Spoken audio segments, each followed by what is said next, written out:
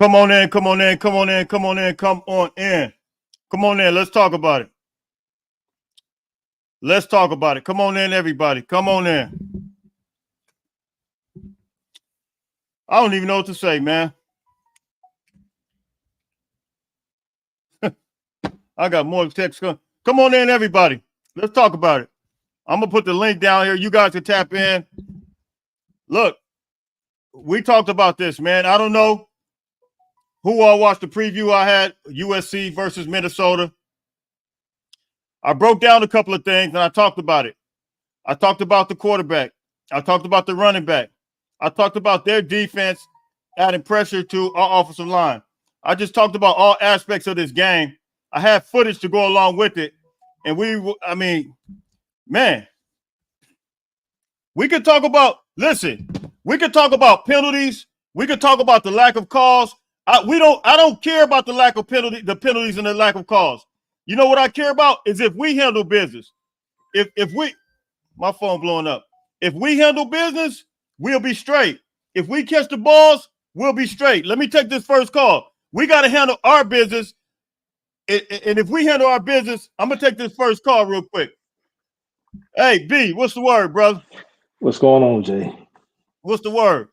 Man, that was very disappointing loss, man. For some reason, like you said, all across the board, bro. We can't come out, being aggressive. We look slow for some reason, and I'm not putting this on Zach. Don't get me wrong. I'm not putting this on Zach, but for some reason, he's not catching the ball, and he looks slow. If you look at Zach, man, he looks slower than he did last year. He doesn't have that same burst.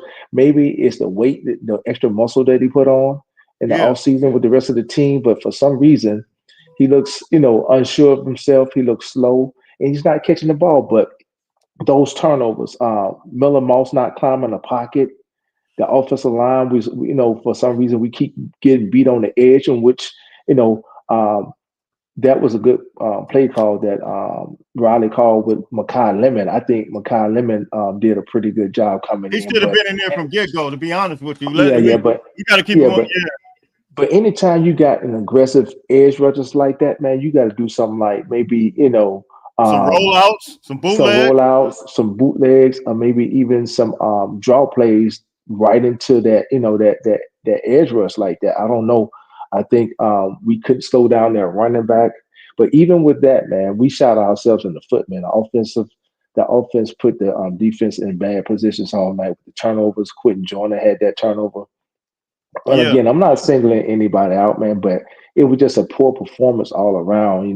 Mostly. Mostly. I don't understand why Jacoby Lane wasn't getting as many reps this game as he was getting. I don't know whether or not they're saving him for the red zone or what, man. But it was one more thing I meant to mention. Like I was telling you on Instagram, listen, the referee's not going to do us any favors, man. We can't worry. Not in this league.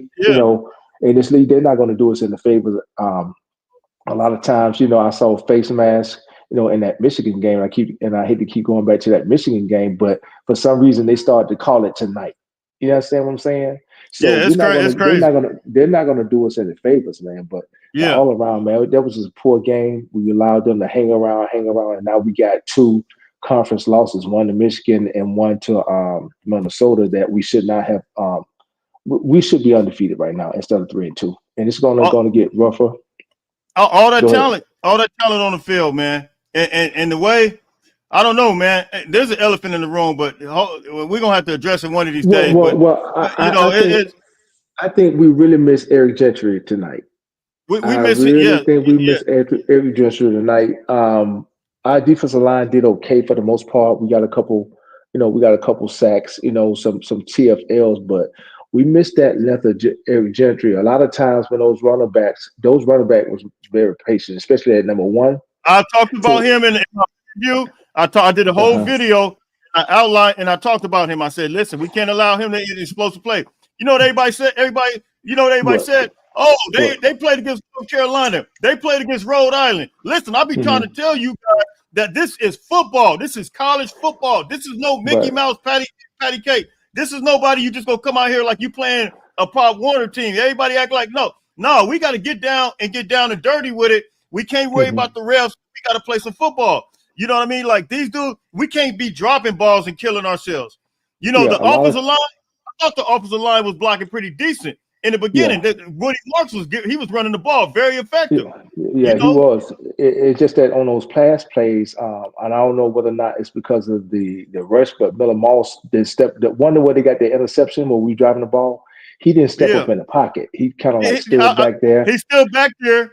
And it was a pocket. I know exactly what you're talking about. He could have stepped up in it, but he went backwards along where the block was being taken place instead of stepping up in the actual pocket. I know exactly what you're talking about. Well, I know why he didn't step up in the pocket, because he was looking for that deep shot in the left-hand corner. But had he stepped up in the pocket, he could have saw the underneath route, which was wide open. The underneath route was wide open. I understand he was going for the jugular, but you know, we shot ourselves in the foot tonight. Again, you know, the Big Ten Conference not going to show us any favor at all. Yeah, you know, they're not. You know, I forgot to mention that a lot of times those backs were being patient to where we could have gotten them behind with Eric Gentry's length. Normally he would have got those backs from behind. We didn't have his length. That elusiveness that allows him to shoot those gaps really quick and get to those running backs' legs and tackle them from behind. We're gonna miss that the rest of the season. I'm telling you right now, we're gonna miss his leadership, man. We missed him on the field. Man, this is frustrating, man. And I'm sorry, man. We need to. I got to call like it is. You know, I said packages. We need to do a threat quarterback. This can't. The way we're moving and grooving right now, it look like we're one-dimensional right now. I'm sorry. Right. I know a lot of people ain't gonna want to hear it. You know, like I said, if we want to split Miller's time with Jaden Maiava, cool. But it looks so one-dimensional. We look like we simple. I don't know if you looked at the quarterback that played against Alabama. He rolled out. He was rolling out that pocket and throwing on the run. Like it's a very athletic defense. We can't continue to be like, because yes, it's gonna cause stress on the offensive line right now if they got to sit there and block. We need some rolling out, some more rolling out. I don't understand it. I don't know if Coach Riley, and I'm gonna get to some of these other calls. I don't know if Coach Riley is trying to call plays according to what suits Miller Moss, according to his skill set. But I think that, you know, we need some different plays when you're talking about rolling out. These guys are too athletic. You know, like I said, the offensive line, they were blocking for the run. What happened in the pass game? I have no idea.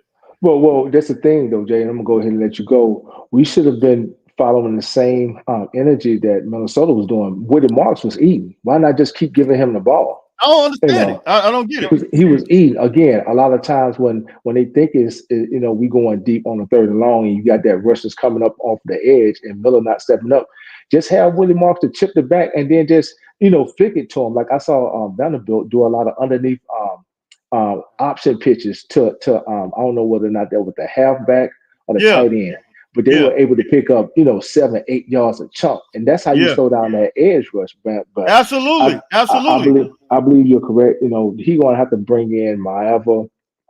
You're gonna have to, bro. Like you're gonna have to, bro. That's gonna neutralize. That's gonna offset what the defense is doing right now. You know, any defense. Yeah, if you look back at Riley's quarterbacks, even what's my man name that's down there in Tampa Bay? Baker Mayfield. Baker, even he would put it down and run it. But if he would put it down and run it, and he would roll it out. Yeah. If you look at Kyler Murray, look at Jalen Hurts, you look at Caleb, all of them possess that threat to run, and that's what kept us. That's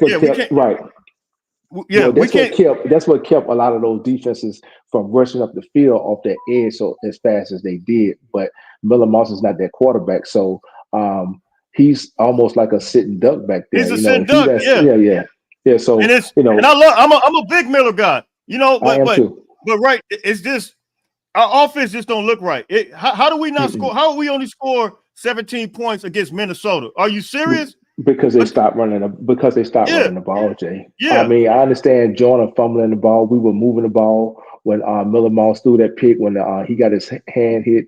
We were moving the ball. Those 2 turnovers cost us the game. I'm not going to put it on Zach. Zach is not catching the ball, but he hasn't been catching the ball all season long. Yeah. You understand what I'm saying? So when you got something, when you got something going, you got to keep with it. Go ahead. Go ahead. No. I get what I'm gonna get to somebody. Well, I want you to respond to this question. Well, what Jeff said real quick. Jeff says bench Moss. Riley can't coach a pocket passer. I agree. Riley can't coach. I don't say bench Moss. I'm not gonna say that. But what I will say is this: is run a 2-quarterback system right now if you have to, because I think Moss. I don't know what Jaden Maiava has as far as getting the ball down the field, Jeff. I know he can. I know he can get. I know he has a stronger arm than Moss, but accuracy. Right. But I don't know. Moss been kind of looking off lately, so I really can't. Like even the last throw, I don't even know what that was all about. Like why throw that in double coverage right there? I don't know. Here's the thing: when you're not a threat to run, you really got to be accurate. Which I think Moss is accurate. He's just very accurate. Yeah. He just didn't have enough time. He just doesn't have enough time to throw it. He can't sit back there for 4 or 5 seconds. The ball got to be out of his hand at 1,000, 2,000. Ball got to be coming out of his hand.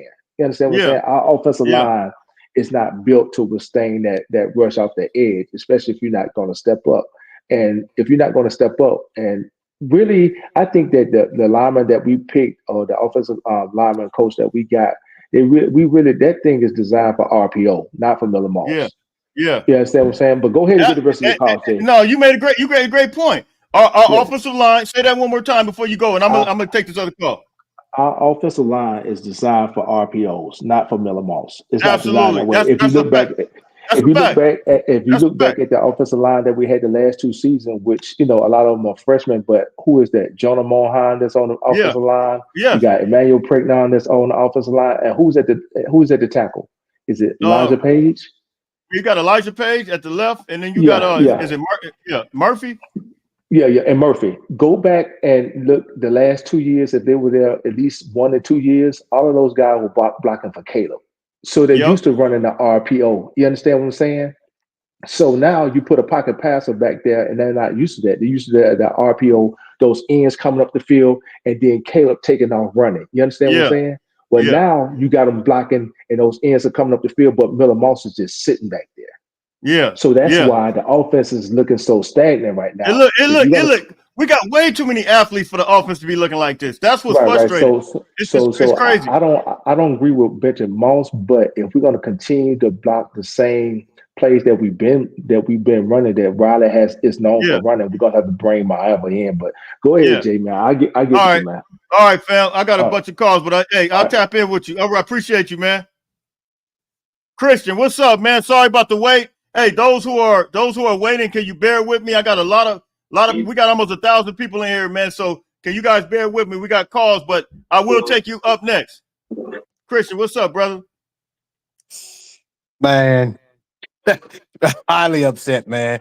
Highly upset, man. I mean, we had so much happen today that would have worked in our favor. All we had to do was win. Tennessee about to lose to Arkansas, Alabama lost, and here we go. And my thing is, we ran the ball very well tonight, and I believe and I think Riley stuck to the run a whole lot, except that series once they scored and tied it up, we came out passing. Well, we should have. I mean, we were killing them for 4 and 5 yards. We should have ran out of there. But my biggest thing is, defensively, we still play well enough to win. But the issue tonight with the defense is we missed Gentry. The D line did what they supposed to do, which eat up the blocks, but the linebackers was not filling the gaps tonight. They were out of position, and they were just whiffing tackles. Because what the running back would do is he would just sit there and bounce behind the line for a couple seconds. You know what I'm saying? Then take off. And we wasn't disciplined enough to stay in our proper gaps and shoot the right gap from the linebacker position. That's how we getting gashed. Offensively, we moved the ball. We did the same thing that we've been doing all year. And this is how defense is going to play us. They going to drop 2 back, like I said, all the time. Let us run and say, are you disciplined enough to be able to drive the ball down the field without making a mistake? And we're not. We shoot ourselves in the foot. They say we'll get if you go on the 9-10 play drive and score on us, they'll tip their hat to us because 9 out of 10 times we can't do it. And the issue is the same issues we've had since game 1, game 2, game 3. Because we were winning, it seems like they're not being addressed. And when I look at this team is undisciplined. Like the false starts.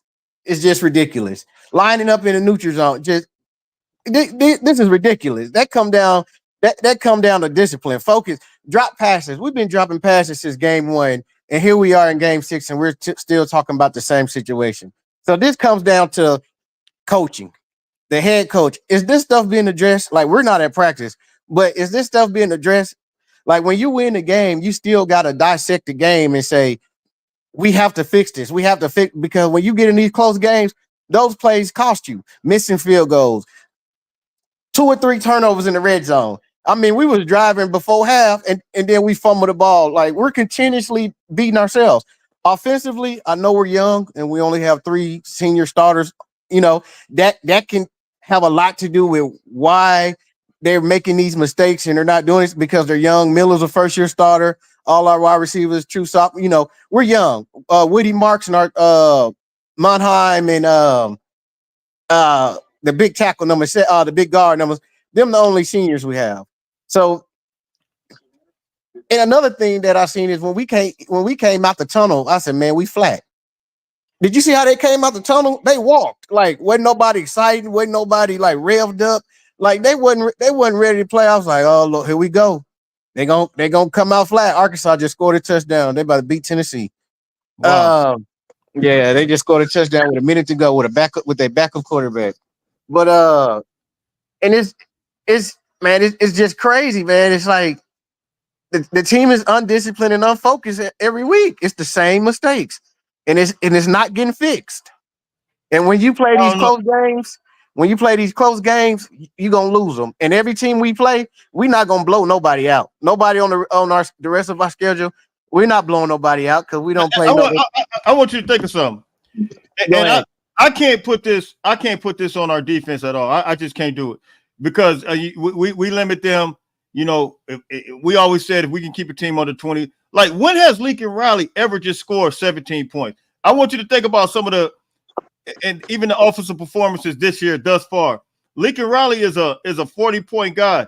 We've only scored it one time this year, 48-0, and that was against Utah State. Like, this doesn't look like a USC, just a Lincoln Riley offense. It just, like, this offense, and we know that, of course, guys like Woody Mark, I give him the MVP on offense because he was so consistent running the ball. But, you know, I don't know, man. You know, we already know that we have an offensive line issue, but they had much success running the ball. But for whatever reason, I can't put it all on them. I even think the offensive line played a lot better in the pass issue, but the reason we're not scoring points is because we can't sustain a drive. We move the ball down the field every game and we self-destruct. That comes down to discipline. We get down in the red zone, we start having penalties, or we turn the ball over, or you know, we do some crazy that's a mental issue. You know what I'm saying? That's and that comes down to discipline.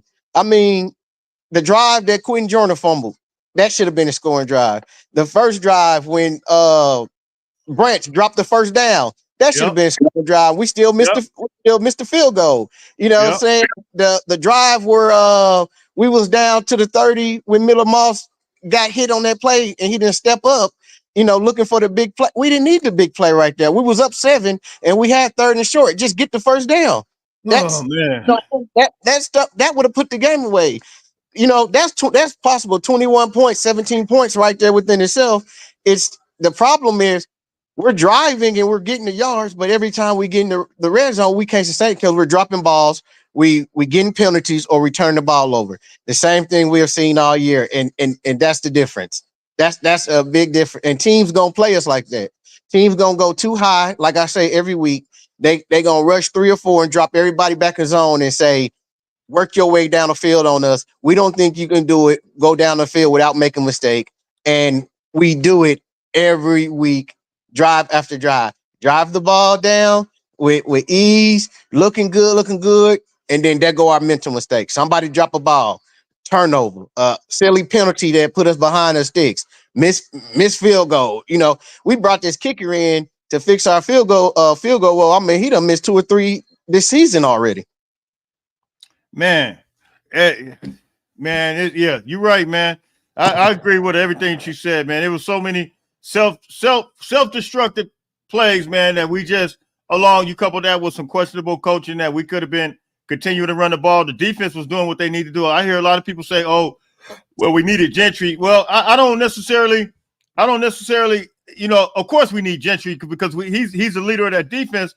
But I think it was a lot of self-inflicted wounds that we created ourselves. And, we wouldn't have even been having to say that if we just would have been just doing the fundamental things such as catching the ball, step in the pocket, not fumbling, right? Not fumble the ball, blocking, fundamentals of the football game, and we wouldn't have been in this situation, man. So I don't even because to be honest, we're not helping our defense out because as a defense, what you your main thing is you want to take away what they do best. But the offense can help you do that. If we go into the first half of Wisconsin, we go into the first half of Michigan, and we go into the and we play a good first half on offense this game, we take away their run game, and now they done for. In the first half of tonight, we left at least 10 points on the field. Yep. By missed field goal, fumbling. Jordan broke for a good 20 yards. We were driving, they couldn't stop us fumbling there. And you can't do that against teams that you're just not superior. You can get away with that against a Utah State, but you're not gonna get away with that with teams that got scholarship players just like you got, and that's playing in the same level in conference, and you gonna lose those games, especially on the road. Absolutely, that's fact. Straight up fact. And the only thing that I can even think about, and the only thing I can try to wrap my head around why are we doing that is it's because we're so young on offense. That's the only thing that I can, that's the only thing, unless it's not being adjusted in practice. When you have players, clearly we have the better players. We saw how we came out against LSU. We executed. But all of a sudden, it just seems like, man, these first half starts, man, and not executing on the first half. I don't know what we got to do. What is it, man? It's weird. And I woke up this morning, I felt weird. I just said this game just does not, and I don't know if it's based on how we've been starting, but it just the way these games are starting, it just feels weird. And you got all this talent. And the talent that we do have and being utilized for these guys not to catch these balls and do, they don't understand. Like the trajectory of the game, one missed pass, we say, we'll go get it the next time. But do you realize that could have been a first down that led to a touchdown? And now we're in a situation to where it would have been more than the first down because that ball hit Branch dead in his face while he was running. When he would have had some yards after that. Well, big dog, I got a million calls coming up, man. I got to take these calls. One last thing. Try back in if you can, because before I leave out, I'm going to get you again if you can. But go ahead. One last thing before I go. Offensively, what we need to be looking for, offensively, we don't have speed. We don't have speed on the outside. We ain't got no one that can stretch the field. We look slow. We don't have that breakaway player who can take a 5-yarder and take it to the house. Everybody's gonna get caught. Is that correct? I think maybe it's the weight, but he don't even look fast and explosive. He look different. We gotta get some speed. Somebody who can stretch the field vertically. Yeah, man, this is wild. But yeah, I appreciate you, big dog. I'm gonna give you a holler, man. I'm gonna take some of these other calls. All right, fam. I'll holler. Hey, what's going on? Certified. Yo, what's going on?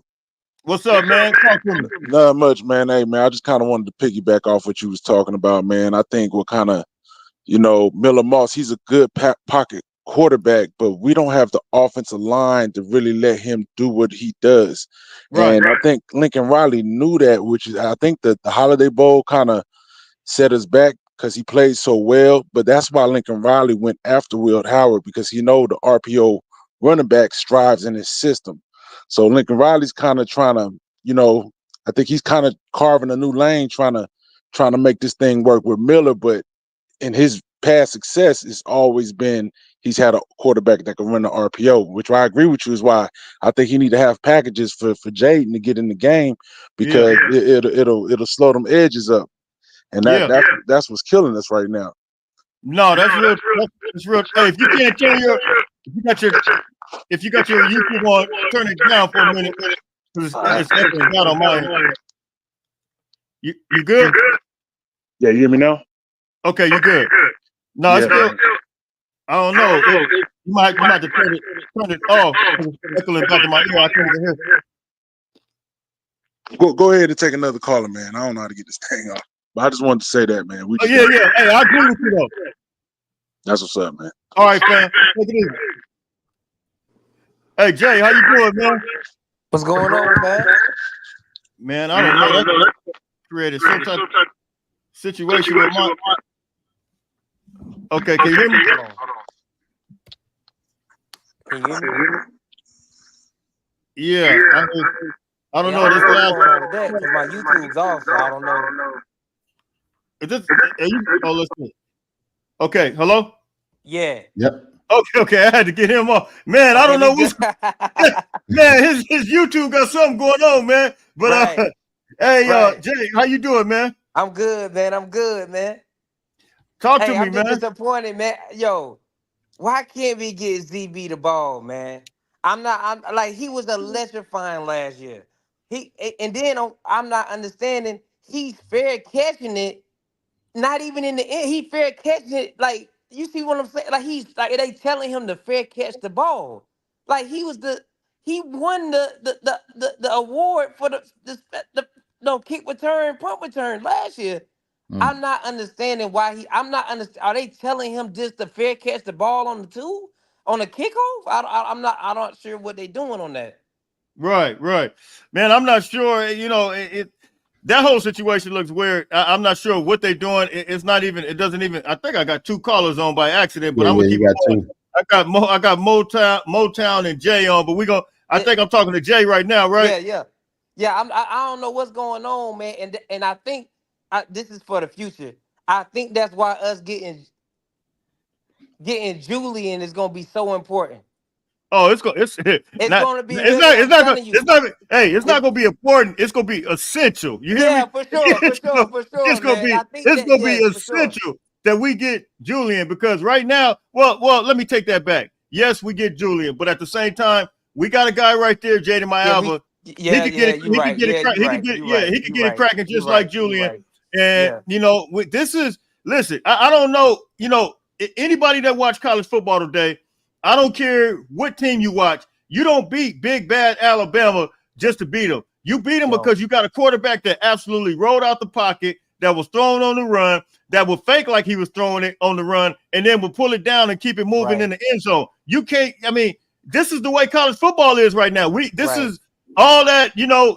God bless all the ones that just sit there in the pocket and just keep. Just slice you up. But right now, these defenses are so athletic. That's not the game no more. This is not that no more, man. This ain't what's happening. So I don't know, man. I don't know. Anything else you want to say, Jay? And I'm gonna talk to Motown real quick. Oh, nothing else, man. I just like I said, I'm just disappointed in the way we using Branch, man. I'm just really disappointed. I don't understand what's going on there. How you could be the guy as a freshman, and they got you fair catching the ball on the two. I'm just not understanding what they're doing with him. And they need to I think they need to have him in the backfield. Personally, in my opinion, have him in the in the screen game in the backfield to give him some open lanes. Cause I don't know, man. I don't like the way they're using him. They can do more than that. Yeah, they can absolutely do more, and we can do more all across the board. Yeah, for sure. But Jay, I definitely appreciate you coming in, man. Fight on. I'm gonna take fight on, my man. I'm gonna take some of these other calls. Stay blessed, big dog. All right. Motown, what's the word? Hey, what's up, brother? Man, listen. This game reminds me of the late in the Michigan game. I don't understand for the life of me. You getting 5-7 yards a tick. Why not just run the ball late in the game, kick the field goal, go up 10? You know your offensive line is struggling. We tried it. He called a long pass play. Yeah. you know, I just didn't understand. Then when they tied the game up, first thing you do, try pass play. You're getting 5, 7, 10 yards a tick with Woody Marks. And I mean, Joyner fumbled, but Joyner actually, I mean, when he actually get the ball, he actually is a hard runner. Yeah. You know, he definitely fumbled. And then also we got to hire a special. We can't keep going without a special teams coach. Well, we got somebody that I thought they I don't know. I mean, I don't know what they're doing. I can't even speak on, I mean, because I know they got somebody that they technically put that title on now but I don't know. I'm not even going to speak on that because right now it's not showing. That's for sure. Right. And it just, Riley, I don't know, man, with his play calling late. And then also it's just, I think BJ said it earlier, the team, every game, the team comes out flat. The team comes out flat every game. We come out slow. It's like, what we doing coming out the locker when we come out the locker room? We can't continue to start out slow. You got to get these guys agree. more early. I absolutely agree. I agree, man. Right now, you know, I think we gotta. You know, I looked at. We're gonna have to make some changes. I'm gonna do a whole nother show with these numbers because we're gonna have to make some changes, and I think it's gonna have to start at the top. It's gonna definitely have to start at the top, but we can't keep scoring. We can't keep starting slow like this. And 17 points against Minnesota. No, that ain't what's happening at all. It's not. You just take the 3. I mean, take the 3 there, go up 10. Just play smart football, man. Yeah, you put the defense. You put the defense, and there were some plays that some of the guys made. First of all, it was a bad pass interference call on defense on Jalen. That was not pass interference. Yeah, that was bad. It was terrible. Hey, and on top of that, the play that they got down there too with the touchdown, it looked like the ball came out. It was no indisputable evidence. I don't get that. How did they overturn that and you couldn't even see the ball and the ball looked like it popped out on the end zone when they scored that last touchdown? It's obvious, and it's obvious that we ain't get if SC think we're gonna be the creme de la creme and get calls in the Big Ten. We clearly have not. I mean, if you look at Minnesota, go back to the Michigan game, go back even Wisconsin, you clearly see on these runs that we being held every time. It's whack, man. It's whack, and the calls are crazy. And like I said, we can't depend on these referees, man. We just can't do it. And like I said, if we would have did what we had to do, we wouldn't even be having to worry about the referees because we would have caught balls. We would have not overthrown balls. We would have did everything we had to do right as far as on the offensive side. Look, I can't put on the defense was doing what they had to do, but you can only keep a defense on the field for so long, man. Exactly. So hey, it is what it is. And I think for Zach Branch, they need to probably go back and look at like tape of Reggie and how to use a Dory. And kind of call some plays based on how they use the Dory Jackson. Yeah. Because he's more of a Dory Jackson player coming on offense. You trying to make him into a possession or whatever receiver. No, that's not what he is. No. That's not what he is. He has a talent, he has a gift, but you know how to utilize it. But I gotta take this other call, big dog. But I appreciate you tapping in with me, man. All right, stay blessed. Iman, what's the word? Eman. Hey Jay, can you hear me? Yeah, I can hear you. How you doing? I'm doing good, man. Well, not real good. This loss was it was hard to take because I really feel like this team is so much more talented than Minnesota. And how are you gonna tell me that Minnesota can find their identity within the game and just stick to it, and just battle and get their touchdown? And USC's running, they're throwing, they're running. They don't even know what they're doing. At the end of the game, they throw a middle route into cut. Like what kind of route was that? Man, that was what you call a bad decision, bro. Like there were other options. Okay, there were other options. You got to look at the time. You threw it into double coverage. I mean, really? Like, but I'm gonna tell you something too, Jay. Like, there was over a minute. I just don't see why they just didn't let them score the touchdown. Just let them go in, regather yourselves, and drive down that field. They did a great job driving down the field. So if they had more time, maybe they would have, and they probably would have had 2 timeouts. I just Yeah. don't. I know I'm not. D'Anton Lynn played great. He called a great game. 24 points on the road, great game. You can't fault him at all. And that's man. Not to cut you off, but that's what a lot of people got to understand, man. You can only keep a defense on the field for so long. I don't care who you playing. I don't care if you playing Baldwin Hills, Pop Warner. It don't matter, man. You cannot just continue to keep them guys on the field and think that they're gonna be cool. And to get these guys on the field, back on the field, and to not score, to not keep these sustained drives when we were running the ball effectively. Like what are we doing? Not running the ball anymore. I don't get it. I totally agree. Like I know Quentin Joyner is extremely talented. I understand he fumbled the ball. I get it. You keep him out for a little while just to teach him, but then you got to put him back in. You just cannot not trust him anymore. I mean, this is how. Yeah. Mark did a fabulous job. The dude got tired, man. The brother got tired. Yeah. He's gonna rip off those runs. It's just too much. This is a Big Ten defense. These guys, they know what they've been in this conference a long time. They have the bodies for it. We're starting to build for it, but I really feel, Jay, I really feel like you stick with somebody, you stick with them. But I really feel they need to sit Millermouth down. Oh, bro, hey, we you speaking on it, man. I think.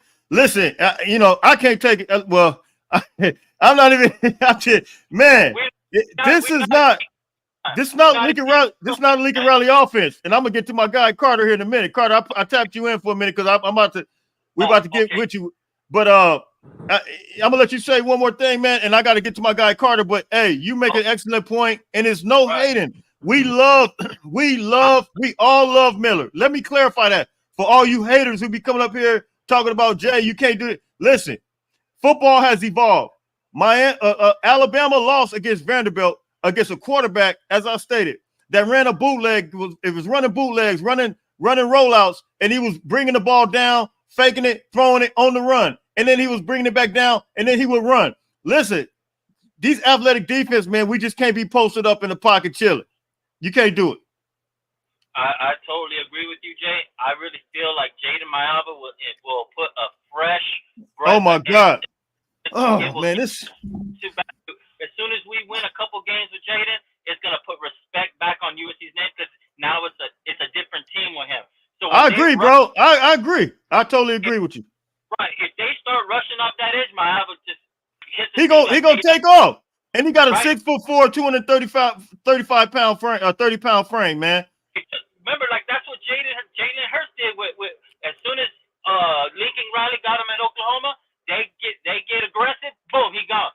Okay, you back up, Jalen will hit you. He'll just murder you with them passes, and that's why Jalen is so good now. You know what I mean? Yep. All this was just something. So I believe in Lincoln Riley. It's just he needs Jaden Mayava. I mean, I'm sorry, man. I love Miller. I do too. I'm with you. I got to take this other call, fam. So. Hey, you make an excellent point, man. I need you to call back. This is a ongoing. We probably gonna be talking about this all week, man. I'm doing this all week. I'm hot right now. All right, fam. Hey, I appreciate you tapping in. All right, God bless, man. Man, Carter, man. Jay, bro. Hey, talk to me. Man, you didn't won me over. You've been telling me this whole season, though, man. We gotta get Mayava in. I tried to tell you, bro. Like, man, Carter.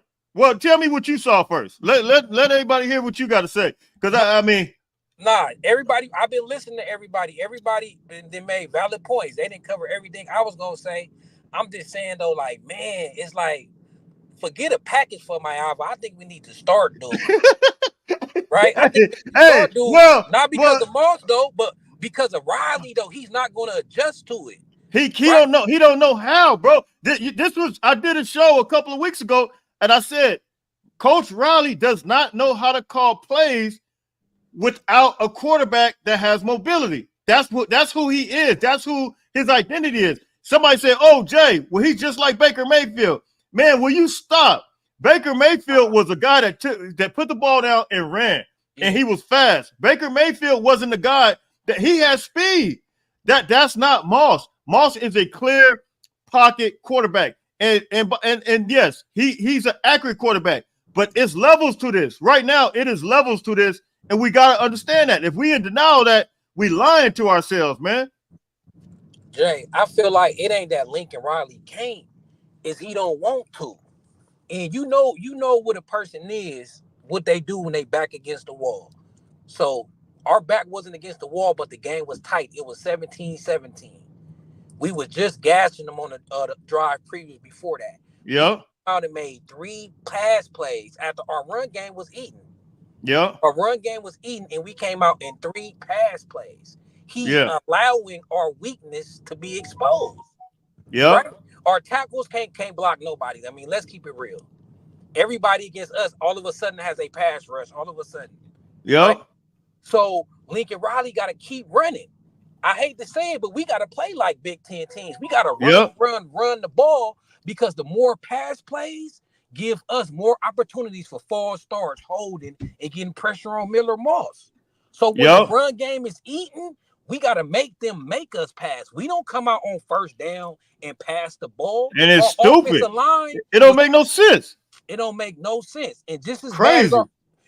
bad as our offensive line, that pass protection, in the second half, they be doing their thing in the run game, though. They start leaning on people, and they was actually even doing good in the first half. Like, man, Woody Marks, I felt like Woody Marks was the MVP of the game. Like, he was really just getting big yards in the game. Quinn Joyner came in, even though he had the fumble, that was still a nice pop that he had. He ain't gonna do that a whole lot, but like, dang, can you get the dudes to rock? I mean, do you just have to pass the ball? Exactly. And I feel like, I don't know if I was watching the same game as y'all, but I feel like our run game was really unstoppable. It was. I said it before you came on. I said, I don't know why. Matter of fact, I put it on Twitter. I said, well, Woody Marks is doing this thing. He playing some football tonight. I put that on Twitter. And I'm thinking we're going to still keep running the ball to neutralize. But, hey, who knows? I don't know what the thinking is behind it. But if we do stop running the game, we need a threat that's going to cause you to think that, look, this quarterback he could possibly throw it, or he possibly could throw it, put the ball down, tuck it in, and run this thing. But to just know that he's going to sit back there and be posted up, that's not giving you any type of threat.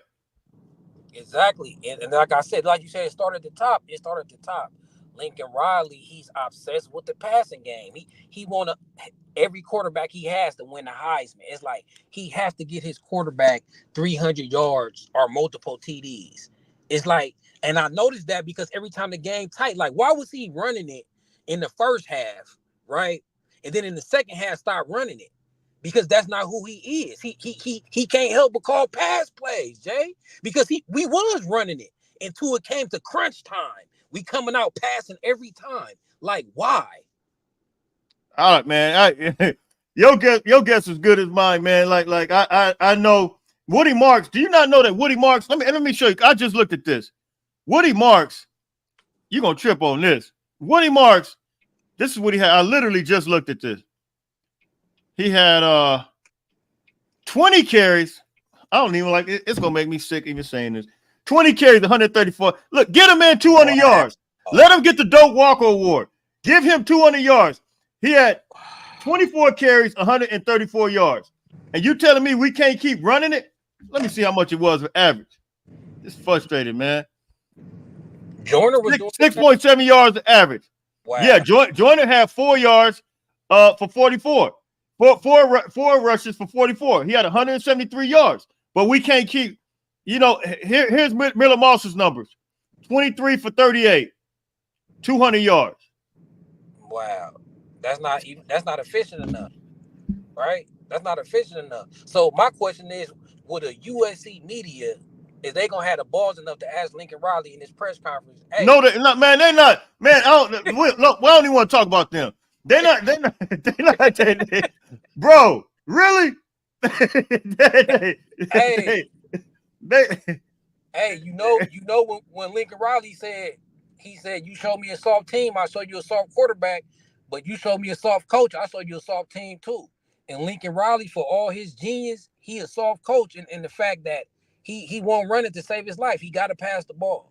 Like, he's a horrible play caller in the crunch. Well, in the crunch, it'd be suspect. I will agree. Yeah, because why in the crunch you don't go with what's working? Because I believe as people, when it's in the crunch, you're gonna revert to what you is. But to your point, if we have success, no reason to stop doing what we were doing. I don't get it. I just believe he's a better caller when you got the quarterback that you're used to and that you're accustomed to. That's just I really believe that with all my heart. This offense looks weird. Hey, but look, Jay, look. Yeah. Lincoln Riley making it worse, but at the same time, it's like our offense is gonna always be inconsistent when our tackles can't pass block, unless we just go full run game, unless we just go Army Navy style. Our offense is gonna be inconsistent. Like once out of every 5 dropbacks, he at least getting pressure, right? Yeah. Well, okay. Let me ask you this: there was a couple times, and there were some guys on here that said the same thing. There was some pressure a couple times where he went back along where the tackle was getting blocked, where they could have stepped up in the pocket opposed to going backwards. You get what I'm saying? That's true. Now you gotta go back and film watch it to check it out. Exactly. No, I believe it. I seen that one time too. But you gotta understand your players and what they is. Miller Moss, he's not a scrambler. He's not going to evade pressure. Like as coaches, you got to put your player in the best position for them to succeed. So I ain't gonna be mad at Miller Moss for taking too many sacks because he's a pocket quarterback. Yeah, like, he is. I mean, and we know, and yeah, it goes to the play caller, man. I mean, I totally agree. But that's why it's the same way. You saying we're really saying the same thing. It's on the coach because you need to have a package for Jaden Maiava to put him in there so you can kind of utilize both of these guys if you see some situations not working right, man. I mean, you just can't. You know, the definition of insanity is doing the same thing over and over again. And to get this guy sacked and beat up on the same thing over and over again, it's absolutely insanity. Nah, Jay, I think Maiava needs to start. Forget a package. Because when Miller Moss goes in, back the same thing. The defense is gonna be like, okay, let's get out to the quarterback. So I feel like we need Maiava full time. I'm feeling like that. I mean, I've been alluding to the package for the past couple of weeks, but I'm not lying. I got a twin brother. I don't know if you knew that. Yeah, I need to get him on here. He's up there going crazy. He says he's been telling me this for a couple. Well, I'm gonna bring him on. I'm probably gonna bring him on tomorrow. We'll talk about it, man. He's going absolutely crazy right now. But and one more thing though, the officials, bro. Look, man, I see what the Big Ten officials do, right? So I heard y'all talking about that Jalen Smith, guy, right? What the Big Ten officials do, they let you play all game. Yeah. Until they want to make an impact, so they want to call a flag to impact the game. Absolutely. Because that Jalen Smith pass interference, they was hand fighting like that all game. They were going back and forth. It wasn't no clear cut.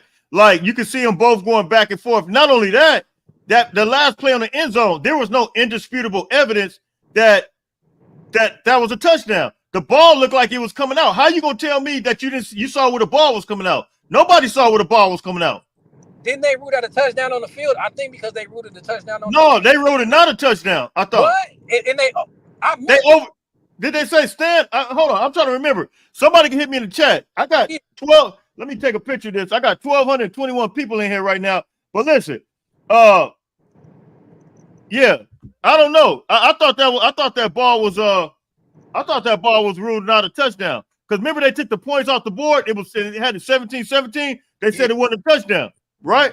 Yeah, and they I know on the review you couldn't see the ball. You could see his helmet, but you couldn't see the ball. Yeah. So how did they that's another thing. Like that's what I'm talking about. And then the ball was coming out. It was a fumble. So how did they overturn that? But here's the thing. I'm tired of even talking about the referees because we already figured out against Michigan that they're gonna call some bad games against us. If Coach Riley does what he's supposed to do, make the executive call, which is what you just said, and then if our wide receivers catch the ball, you know what I'm saying? Like how many we see. And man, this game, clearly Minnesota was not a better team than USC. Not at all. But I was telling the USC fans, I did a video, Jay. I ain't even gonna lie, I did a video on Monday or Tuesday, and I was like, man, Minnesota scared me. Everybody's in the comments why you scared of Minnesota? I'm Man, like, they could play. They did me the same way. Let me read something to you. They did me the same way. I did a video about them, and I had film to go with it. I said, watch number one. I did a whole thing. Number one is gonna be this way. Number one is gonna be that way. And everybody laughed at it, man. They thought it was funny. Jay, they only played against Rhode Island. They only played against. I said, listen, man, this is college football. But I don't, man. We can go on and on and on about this, but I saw the way they played against Michigan, man. I watched that Michigan game. They really won that game if we keep it 100. Yeah, and people can say what they want. They got robbed. So, yeah, I feel you, man. But I don't know, man. We got 2 losses. Like you said, I'm agreeing with you on this. Look, 10-2, we can still make it to the playoffs. But I believe we got the athletes. I believe we got the defense. But we have to Coach Riley's gonna have to make an executive decision, because if we think we're gonna be able to play against Penn State like this, we will get embarrassed. And I'm not talking about from the defensive standpoint, but we need a spark in the offense, man. It is what it is. So my question to you, Jay, is do you think that Lincoln Riley's gonna make that decision? I don't think he is. This thing we about to find out. He want to be lost in. Hey, how do you think? Do you think? Let me say this: Penn State defense compared to Minnesota defense. How do you think that's gonna look? It's gonna be even more ugly. We might play a little better because we at home. But that defense, I'm talking about from a speed standpoint. Yeah. I watched them today. Even though they played against UCLA, those defensive ends, they look like they're the truth.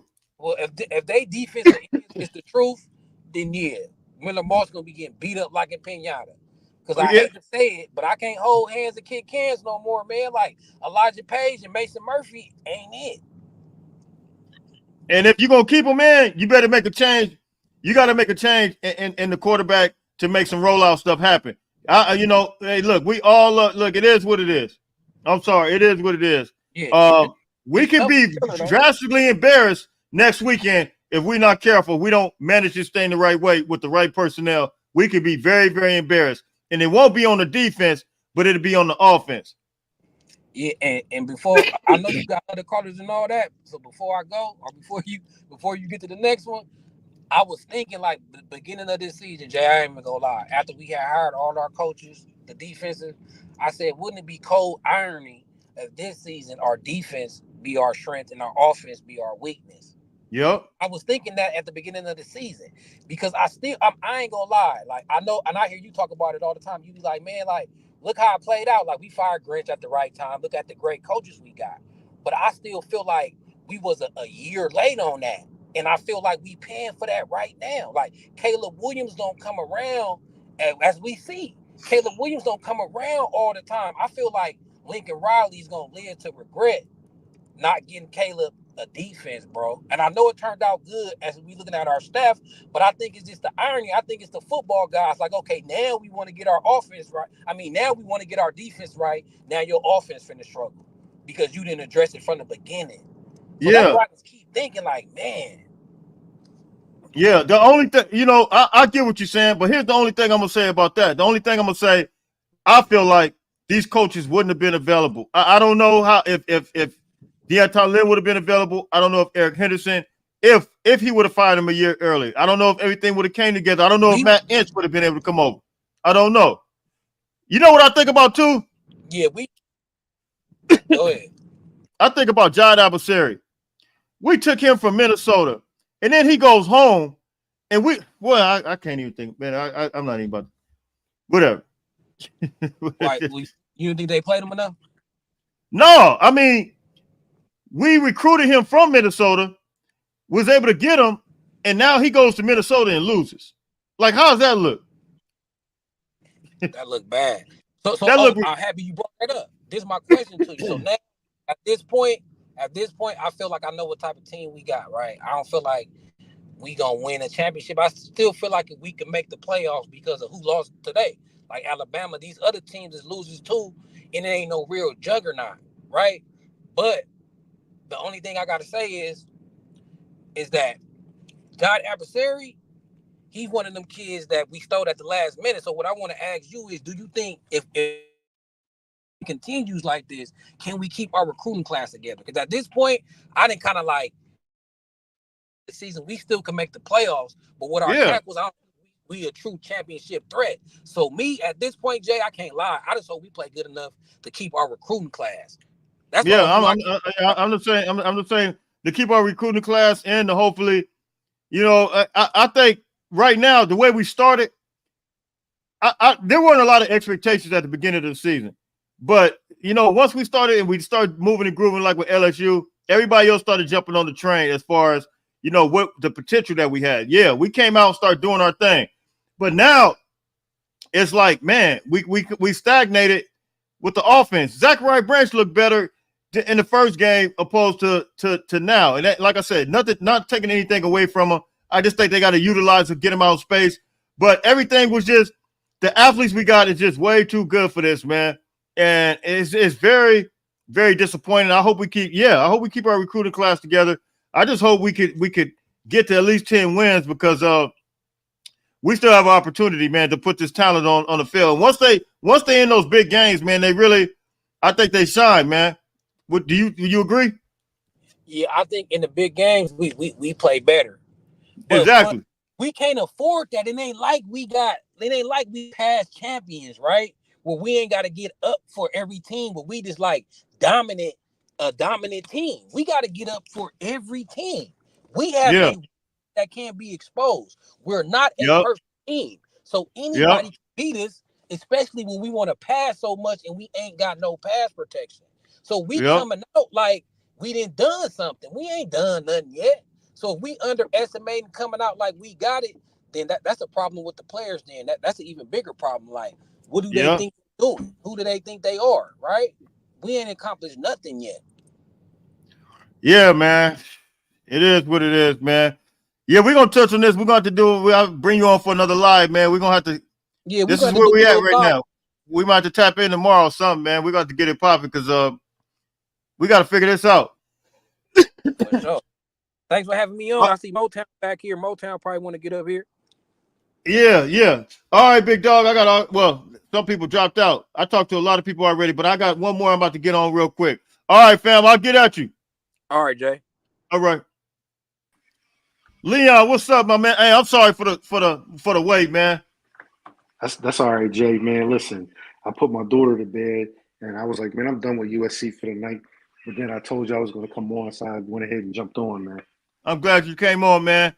Man, what's your overall thoughts, man? Your final your commentary analysis, if you will. All right, let me cook for a minute, Jay. I think that if you look at the way the defense played prior to that last touchdown, they gave up 17 points. That's what you should expect. We were averaging 15 to 17 points per game. That's what the defense played good enough to win tonight. The ref stole this game on that fourth. I think you had a caller before me talk about we should have let them score. The defense stood tall for 4 straight downs, and the referees called no touchdown, turnover on downs. Now Yeah. the way review is supposed to work, they couldn't see if the ball passed the goal line. So if there's no view disputable evidence to overturn, it should have been USC's ball tied 17-17 going the other way. Now, I think somebody's getting paid off all these games, bro. Somebody's paying these refs. But anyway, Miller Moss. Everybody talks about we should have kept running the ball. I got the game queued up on my TV right now. First down, they ran the ball. Marks got 5 yards. They ran it on second down. He got 1 yard. It was 3rd and 4. Minnesota came out and they had 6 men on the line of scrimmage. It was man to man. If you played that play, Deuce was on top of the cornerback. That was a touchdown. Yeah. It's just that Murphy got beat. That was a good call. If Murphy could have just held up for another second or two, that was a touchdown at a minimum. I mean, well, in worst case, in best case, that was a touchdown. In worst case, it was a fourth down play. We kicked the field goal, right? So all this pulling Miller out, putting Jay Maeva in. I think Miller played a pretty good game up to that point, and you know, you and I talked about it at halftime that Lincoln Riley needs to run the rock. He ran the ball in the second half. I mean, the statistics show it. I don't know what we got to do, bro. I just was just flabbergasted tonight on the referees, no calls. I mean, up to that one point where Minnesota got the hands in the face penalty, they had no penalties the whole damn game. Yeah. It looked like the Michigan game where Michigan went the whole damn game with no penalties. So it's like I don't know, bro. It's crazy. I mean, but you know, we saw it against Michigan. We know that this is what it's going to be. You know what I mean? Like this. I mean, even like I said before I brought you on, you know, the end zone, that was not a touchdown. The ball appeared to be coming out, but you know, like, hey, there was no indisputable evidence. Nope. So I don't even know how to. And Brian, I'm about to bring you back on. I don't even know what to say about it, man. But it is absolutely, it's stunning. But I think we have to do our due diligence and do what we have to do because we can't. We know we're fighting against a whole nother situation, and that's the referees. Yeah, I don't know, bro. And here's the thing: you could tell if Lincoln Riley is losing the locker room, the players wouldn't play. The defense played up until the last Absolutely series. So Yep. I don't think, people are talking about we might lose recruits and this and that. Yeah. If we keep seeing the team play like that and we get some wins down the line, I don't think it's going to be a problem with recruiting. Because Yeah. like you said, we just got to play a little bit better. Yeah. The players got to take ownership of their mistakes, with the drop passes, with the missed touchdowns, with the missed blocks. Everybody's just got to hold themselves accountable as a team and come back and play a better game. And they got to win in Penn State. And everybody keeps saying that we're out of the playoffs. Listen, Alabama lost to an unranked team. Yeah. Did Michigan Tennessee lost lose? to I an didn't even unranked see team. I didn't even see the rest of that. Tennessee lost to an unranked team. Louisville lost to an unranked team. So we're not out of it, man. We just got to keep balling. We got to beat everybody else on our schedule. Right. Period. Right. So, no, I agree with you, man. I'm gonna take a couple of these calls real quick, and I'm gonna tap in with you, fam. hey, listen, let me say one more thing. Hey, Oh yeah, USC fans, let's stop being emotional, man. Let's take 12 hours, 24 hours to get over this loss and come back and support the team because that's what they need, man. We ain't gonna battle out. We fight on, right? absolutely. We fighting on. We riding with them till the wheels fall off, no matter what. That's right, man. All right, USCJ, man. Peace All out. right, big dog. Fight on. Brian, what's the word, my man? Hey, one more thing I want to mention before I get out of here myself. If we're going to keep the same offensive play calling, I think it's time to just run the ball. If Yeah. not, we're going to have to bring Maeva in. I'm not a proponent. I'm not a big advocate of putting Miller Moss on the bench, but Yeah. he's not suited. He's not suited for this type of offense. It is what it is, bro. That's the only reason why Lincoln Riley has never averaged this many points in a season. Ever. And it's down like that because I believe that he's having to change up his play calling to suit Moss to somewhat kind of protect Moss. You understand That's what I'm what I saying? just told Carter Sports. I don't think Coach Riley knows how to call an offense with the personnel that's in there right now. I believe that with all my heart. If you look at that play where he lost that, where he got that pick, the first pick, where the kid hit his arm. Yeah. If he steps up, see, the offensive line is used to Caleb, like I said before, stepping up and taking that gap. That right side, if he steps up and take off running, he pick up 15, 20 yards easy. Because everybody else had bailed down the field.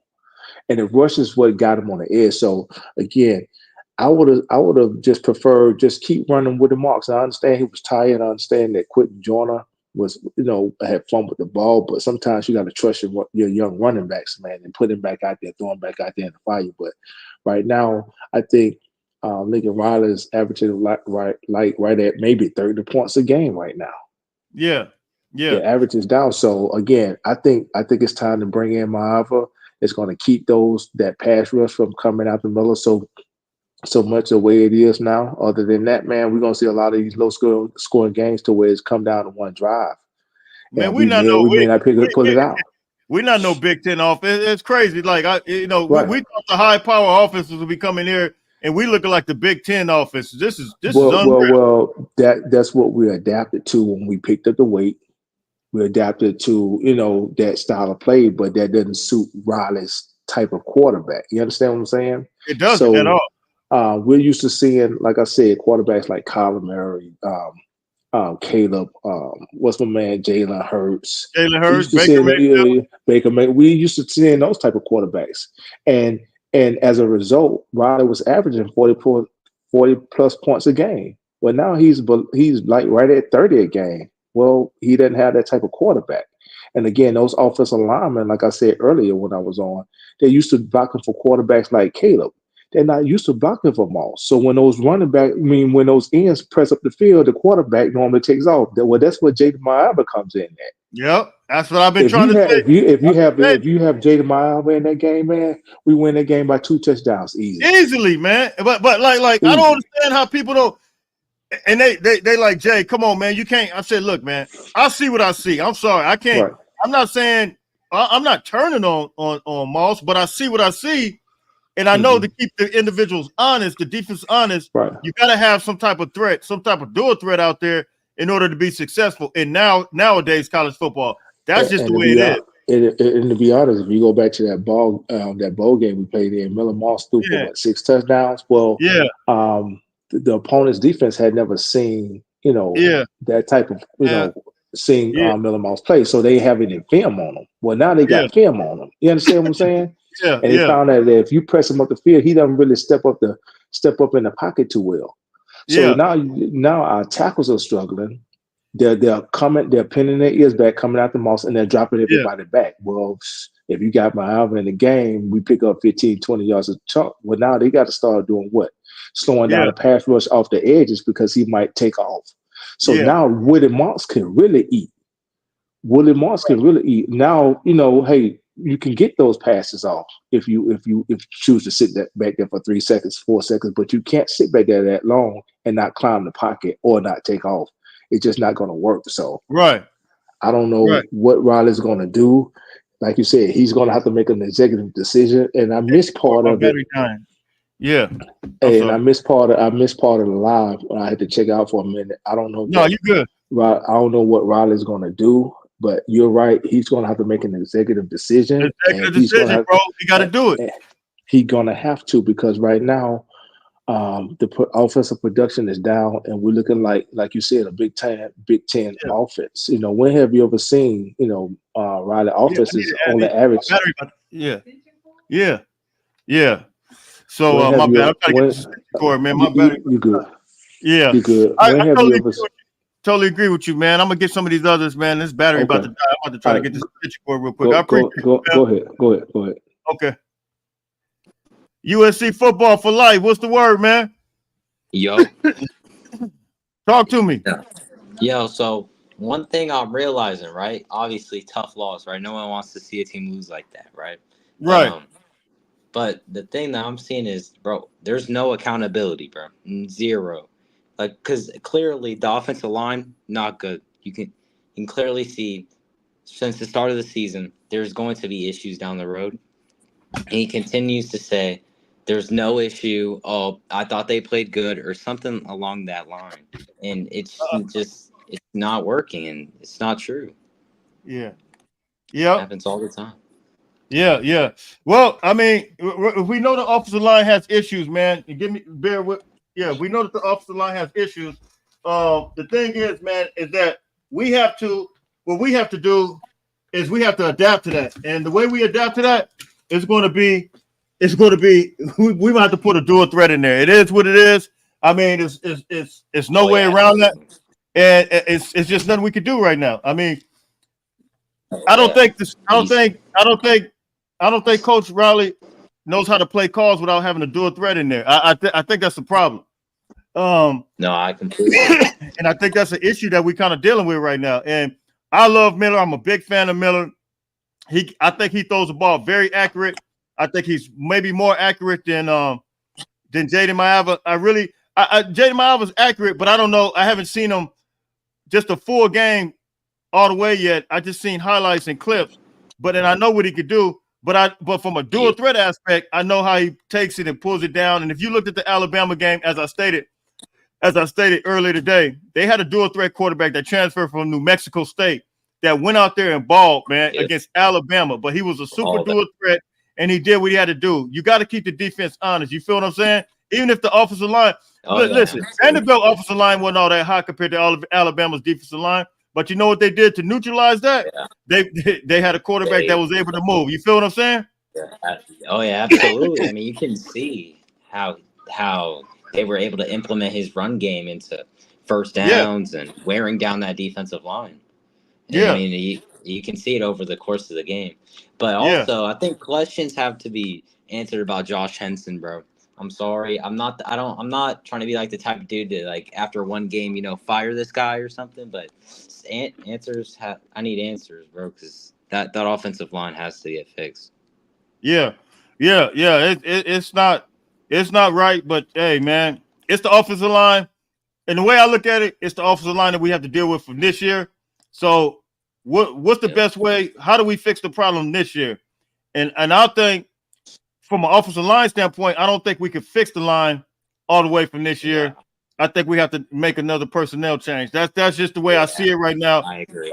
You know what I mean? So this team is too good not to win any games this year. Even if we still go 10-2, we can still make it happen and still get to the playoffs. But we got to do something. This ain't gonna work. I know, because it's so disappointing because the team has so much talent on it. It's just hard for them. They struggle to put it together. In the games where they need to put it together. Yeah. But I appreciate you calling in. I'm gonna take some of these. Hey, is this USC Football for Life that's on Twitter? Yeah. Okay, because I see so many people, man. I be getting the names mixed up. And I got like 1,262 people in here, but I appreciate you, family, for tapping in. No problem. All right, man. Hey, stay blessed. Christian. What's going on, man? Miami losing to Cal, man. Oh, I picked Cal to win that game. Yeah, Miami they down 21-10. Yeah, I picked them to lose that game. This college football season is jacked up. Yeah, man. But what I was gonna say, you know what I'm saying? It's two things with that I think why, you know what I'm saying, we're saying Riley offense don't look the same because he's not putting up the same amount of points. The first thing I touched on earlier is that every game we go up and down the field without opposition until we get in the scoring position and we self-destruct, which is a focus, which is a coaching thing. We're dropping passes in scoring position, missing field goals, turning the ball over, or we're having pre-snap penalties that put us behind. That's the biggest thing, because we went up and down the field on Wisconsin in the first half and didn't get points out of it because we turned the ball over, penalties, drop balls. Same thing happened tonight. Same thing we've been seeing all year. Another thing is, in the Big 12, Riley wasn't seeing good defenses week in and week out. So that had a lot to do with it as well.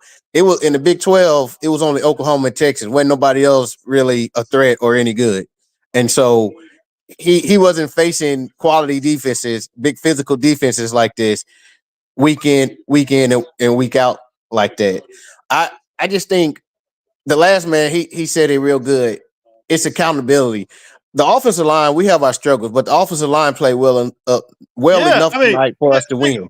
We had 200 yards rushing, bro. Like, people could say the offensive line, excuse me. They played well enough for us to win. I don't want to hear it. I don't want to hear that. It was the self-destructing again that we do all year. We go right down the field, but again, that's how teams are going to play us. They're going to sit back in a two deep zone, and they're going to say, keep everything in front of you and make them work their way down the field without making a mistake. And we have not proven that we can do that consistently. We're going to jump off sides. We're going to drop balls. We're going to turn the ball over. We're going to do something when we get, as soon as we get to that, the opponent's 35-30, we self-destruct. And it's, again, that's an accountability thing. That's the coaches getting after them. Like it doesn't make sense. And you know, I agree with you. You know, even in the summer, you had a live, man. Everybody was getting onto it. We were saying this race the question was, is this QB race tighter than what we think it is, or is it starter? And we both were saying nah, this QB race is really that tight, and he got a tough decision. But we And trust Riley and gonna go whatever he go with. and you got to think of the decision that he has to make locker room wise. You got half the fan base is one way, half the fan base is another. But I don't know what game everybody else is looking at, but I know what I look at. I'm not just talking about USC's game. I'm talking about the landscape of college football. What I see, like I said. Well, no, not just college football. Look at your Lamar Jackson, your James Daniels, and whatever NFL quarterback wants. Somebody who can elude the pressure and extend plays. Absolutely. That's just the way it is right now. I mean, even I'm gonna be honest with you. Did you see? I noticed this. I don't know if anybody else noticed this, but look at Minnesota's quarterback. That dude looked like he was ready to tuck it and go too. Yep, and he extended plays when he needed to. We can't just be posted up chilling, making a hamburger. You know what I mean? Putting lettuce, cheese, and tomatoes on there and think we got that type of time. No, we can't. We don't have that type of time back there. You just don't. The clock got to go off, and we don't have that many explosive plays because the offensive line can't hold up long enough for explosive plays. So we're not going to be able to go downfield deep. It has to be quick things and stuff like that. And when we try to do that explosive play and hold, that's when we get in trouble. Yeah. But the offensive line played well enough to win.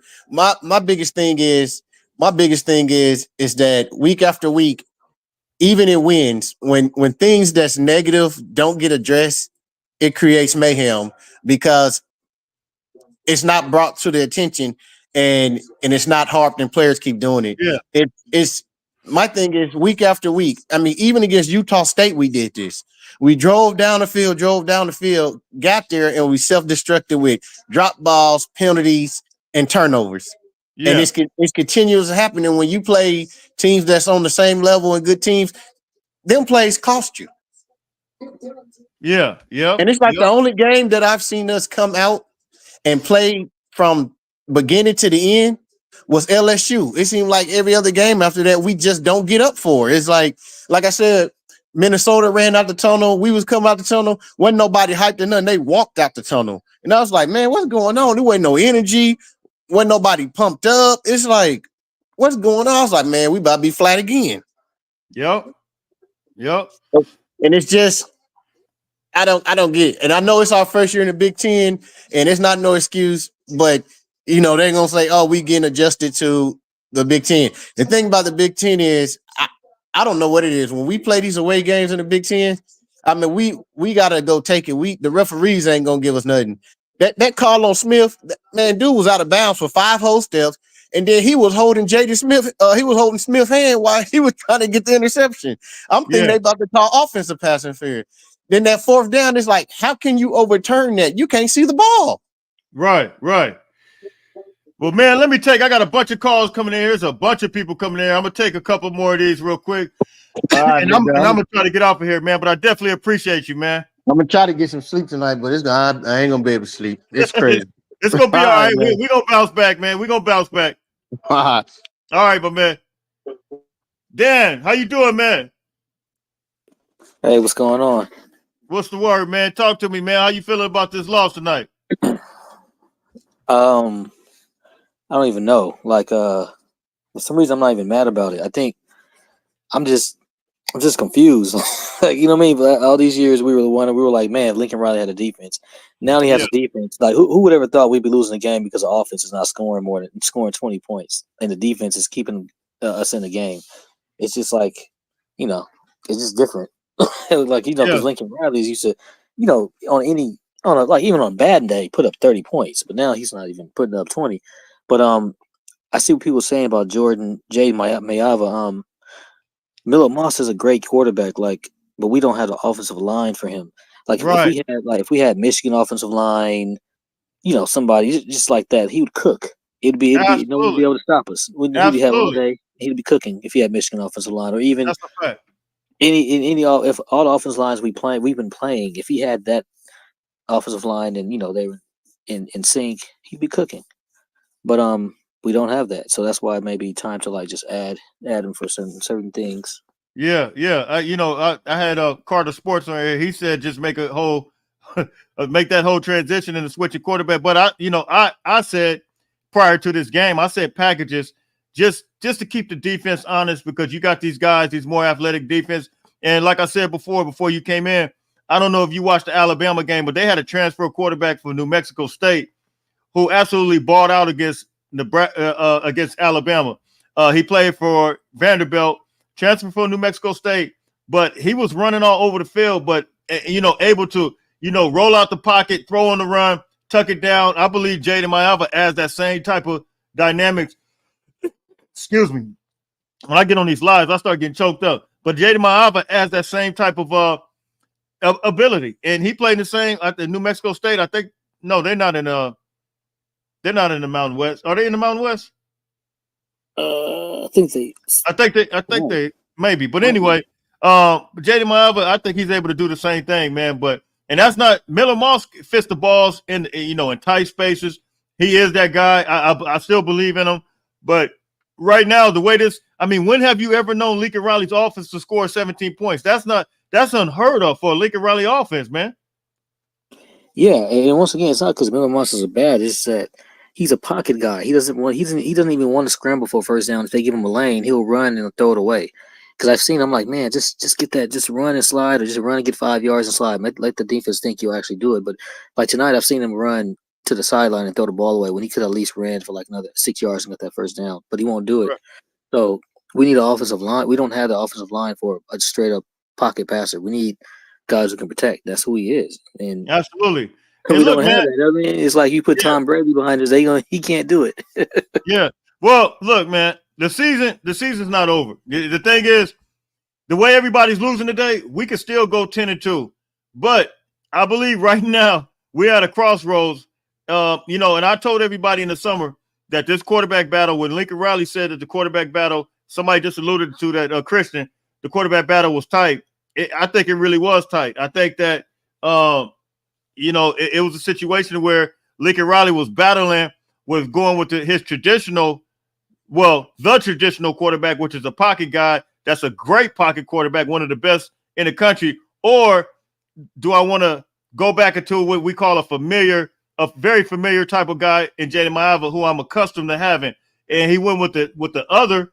And so as a result, now we find ourselves in this situation. Excuse me. We can't put it all. It's not all on one player. We know that. But the way college football is now, our offense, it just does not look like a Lincoln Riley offense at all. Like, it's nothing explosive. It's so vanilla. It's nothing exciting about it. We should have kept running the ball. We got some dynamic running backs. We could have continued to do that. But yeah, we got to do something, man. Now has to be something. Penn State is coming up. Right, and that's what I mean. There's nothing against Miller Moss. But Lincoln Riley's not calling. I don't think he's calling plays for that type of quarterback. And he should be using Zachariah Branch should be out there like Tyreek Hill or something like that, like in space. And he's not using him like he should be using him. I don't know, like how Norm Child used to do with Reggie Bush, come running out the backfield like, man, he used to have that boy. He's not using like Zachariah Branch. I think talent's just being wasted, man. I don't know if he's calling the right plays. Yeah. Yep.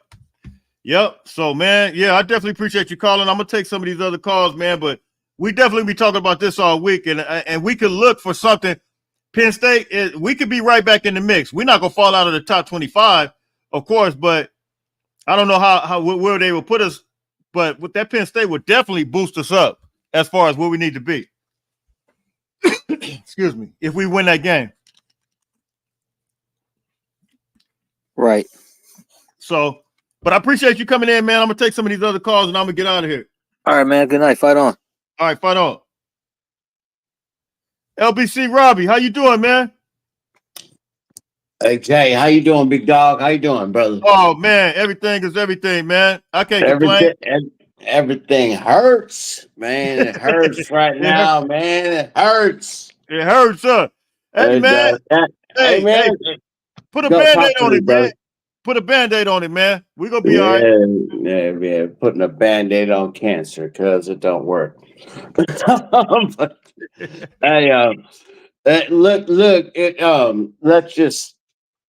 let's all take a deep breath realize and what Brian and them was saying earlier was so just that's what makes tonight hurt so much. They just was running the ball at will, 8 yards, 12 yards, 14 yards, first and 15. Here's 14 yards. Running the ball like SC do. And then, they behind pucker up when things get tight. And I don't really think that's Lincoln or anybody else. My thing was with the coaching is it's like it can't be a Ferrari offense or nothing. You know what I mean? Like you got to be able to run the ball, grind plays out, or something. We just seem like an all octane or nothing type of thing. And then the defense was on the field way too long in the second half because of that style of offense. What you Right. think, Jay? Yeah, that style of offense, but yeah, we talked about it before you came on, and I think you alluded to it. If Woody Marsh ran 24 times for 200 yards. If you run it for that means you had success. Then you had Quinn Joyner 4 carries for 44 yards. If it's not broke, then don't fix it. You know what I mean? Continue to have success and continue to go down the field. Take some of that time off the clock. If Woody Marks is moving and grooving, man, let's just look. We don't have to pass it just because we know how to pass it. We could run the ball and rush for 300 yards if that's what we need to do. I mean, we had the success there. I don't see why we had to move. In a road game at night on the road in a hostile environment when they're kind of playing above their skis. That's what you do. You take the life out of them, man. That's I mean, just you not it. literally That's take the just life not out. that's not the air raid. That's not the style of offense. And we got to take the good with the bad. But and the thing is, my thing is, Jay, I'm actually happy. Well, I'm not happy, but I'm relieved. These 2 tackles, Jay, it doesn't matter if we won out, got to the playoffs, or we find some America.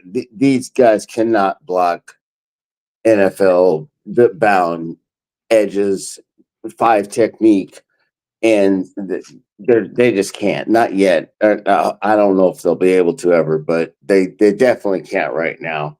But Robbie, And here's what I want to ask you. Yeah, okay, go for it, Jay. We know we have the situation we're dealing with, right?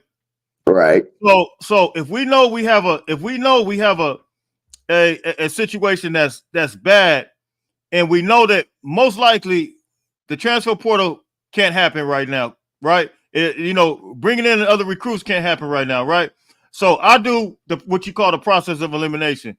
If I see something that's working, and I know I got something that's already not working, common sense is going to tell me to continue to do what's working, because I know if I revert back into a bad situation, which is what's not working, I'm gonna be lost in the sauce, right? Well, exactly, Jay. But that's the thing. I can't see the tape, and I can't because my logic to this would be, I don't care. I'm going 12 personnel, and I'm going to help my tackles out, and my receivers brands are good enough to win. Even if they're bracketed or of a thing, or I'm a good enough player to go that. But that's just not what we're doing right now, and I trust he knows better than me. So Yeah. Man, it hurts, but we'll be all right. Yeah. I Like go I get said, up. You go get your service in the morning. We'll no, wake up and make something man. happen. I love Yeah. your positive vibes, brother, and your Oh, spirit. absolutely. Get it to me, cuz I love you, brother.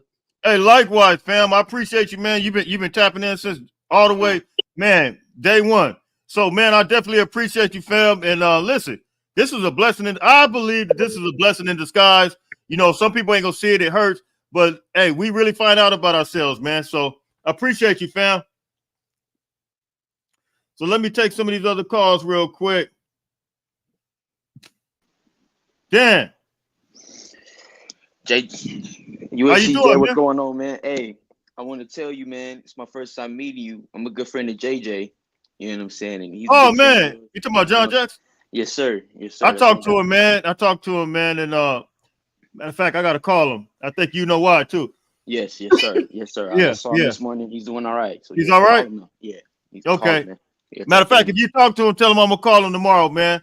Yeah, most definitely.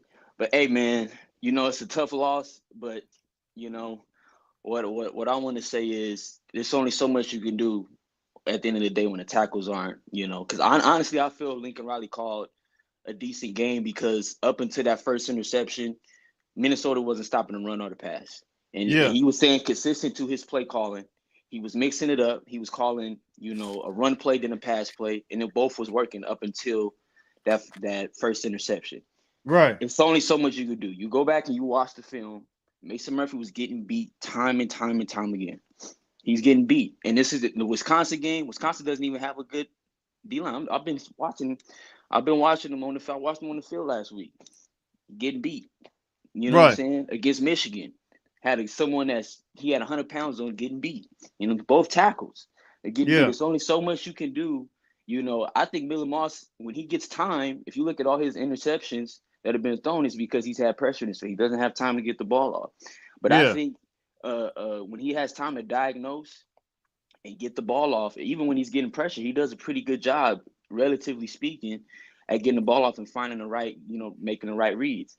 But it's only so much you can do when the tackles aren't blocking. And this is across the board. This is why I think this is what is going to prove, just like last year with the defensive staff. This year is going to prove if Lincoln Riley's a good coach or not. Because I want to remind USC fans, Alabama, Bryce Young's last year. Whenever when they were struggling to pass protect Bryce Young, he was having to run for his life when they lost a couple games. I remember that. He fired the offensive line coach that year. Right. You look at Ryan Day. Whenever there's a deficiency on any part of the team, that staff has changed that year. There's no messing around. And Lincoln Riley has already kind of taken hits for it because he didn't want to do it with the Yeah. defensive staff. And why he's Are you still there, man? you know what I'm saying? Oh yeah, yeah. Hey, you Yeah. know what you do? You bring up a great a great point. And like we felt last year that it was a waste of Caleb to not have a defensive staff, right? I Exactly. feel the same way this year. You're gonna waste the defensive staff to not have the situation right on the offensive side. And I really feel like that's kind of where we're at right now. I believe he may be the weakest link. I'm not even gonna sit here and try to sugarcoat that at this point because right now everybody all across the board, defense doing what they need to do, but you can't continue to have them on the field. Yeah, they did enough. I think they did enough Excuse me. to win the game. And I think the turning point was that first interception. That first interception. If you go back and watch the film, those who are not understanding what I'm saying. USC was driving down the field. They were passing and driving the ball down the field. They get to the red zone. Mason Murphy, not to call him out, I'm sure he's a good guy, but he lets Ja get by him. Ja hits Miller Moss, and that causes the interception. That changes the entire game right there. If they score right there on that play, USC is up 24-10. The defense now has wiggle room. The defense was struggling to stop the run, all game, which is understandable. We only have one guy over 305 on the D-line. Everybody on the Minnesota D-line is 305 and plus. It's only so much the D-line is going to do with that weight gap. So you have to, and I agree with what you're saying. You could have ran the ball more, you know what I'm saying? And Lincoln Riley could have run the ball more to protect, or to mask the deficiencies with the tackles. But up until that point, he was passing the ball, it was working. You know what I'm saying? So it's like he already had a rhythm as a play call. I don't think the play calling really is what costs it. It's the tackles, man. It's what it is. And this is why Bill Belichick and all the great coaches, they know it. If you don't have the guys in the trenches, you're not going to win anything. So it doesn't matter. I want to ask you something. I want to piggyback. Well, not necessarily piggyback, but I want to ask you. Okay, so we know that the situation with the offensive line is what it is. We know what the personnel that we have on the team right now, right? We know that. I just stated it before. The guy that came on, we can't bring anybody in right now for the transfer portal, or we can't bring anybody in for recruiting. Yes, of course. So we got to work with the personnel that we have. So to me, I want to know from you, what would be the solution right now? Would one be three options. Well, two options. Will one be trying to switch up the personnel, put these guys, to see where these guys going to work at? That's number one. Or number two, would you look at packages for Jaden Maiava, a little bit more mobile, who in the event, if you remember what Jaden Maiava did against Utah State, how he had to scramble, how he had to roll out. Yeah. I believe that's situational football, man, that you're going to have to, of course you can't teach that. You just have to have that. Yeah. You either got it or you don't. Yeah. So what do you think the option would be? What would you think the better option would be? I'm gonna just say one thing as an example. Look at Michigan. They have not recruited. They have not had top 10, top 5 recruiting classes, but they still play well in the trenches because they develop their players well. And what does that fall on? That falls on coaching. I agree. And so if you look at USC and the guys on the offensive line that have gotten into the NFL, the only guys that have gotten to the NFL are the offensive linemen that were there during the Clay Helton era. Voorhees, now Monheim, they were the guys from the Clay Helton era. Right. Henson has not developed any of the guys that have come in on the offensive line, talented guys. He has not developed any of them to play at a level to where USC could be playing championship level football. So the changes have to be made. I agree. But I'm talking about from this. I agree. He's the weakest link. But I'm talking about for the remaining of the season. So as of right now, because this is the problem that it is, there's only so much you can do. Now, at this point, all you can do is try to mask it. Maybe run the ball more. You know what I'm saying? Even if you switch the offensive line around and you switch the pieces around, you're still going to have the same struggles because now you're going to have guys playing positions that they haven't been getting snaps in and practicing. Right. So that's what I'm asking you. What would be the solution you think at this point?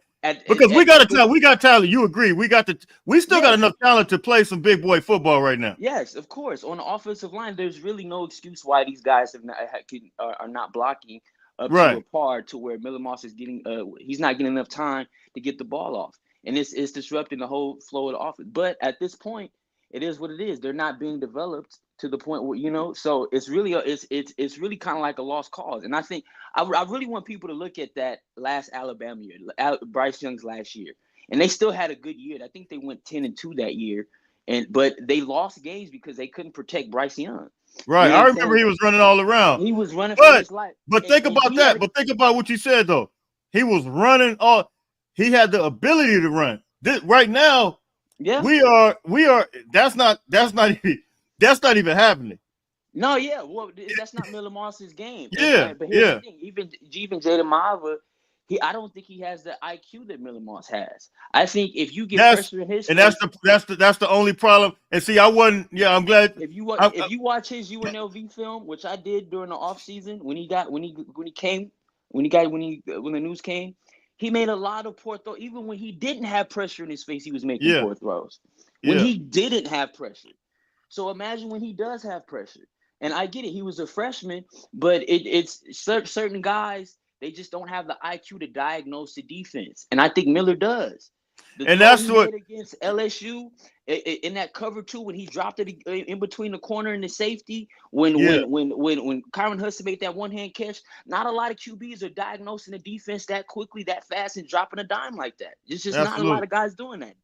You know what I'm saying? And I can't say Jaden Maiava, given the same situation, is gonna make that throw.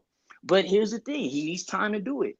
You know what I'm saying? He needs time to do it. I really don't think Miller Moss is a bad QB. I think if he has time, he's dicing up most of these defenses, and that's what he's shown to do, even with pressure in his face. But it's only so much you can do when you're getting hit, you're getting banged up, and it's rattling you when you're getting hit, you're getting touched up.